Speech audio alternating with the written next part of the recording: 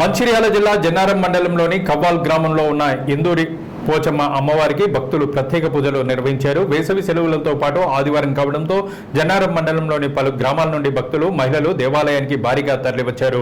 అనంతరం దేవాలయంలోని అమ్మవారికి ప్రత్యేక పూజలు నిర్వహించారు. వర్షాలు బాగా కురిసి పంటలు బాగా పండాలని, తమ కుటుంబాలు సుఖ సంతోషాలతో ఉండాలని కోరుకుంటూ వారు ఈ సందర్భంగా మొక్కులు చెల్లించుకున్నారు.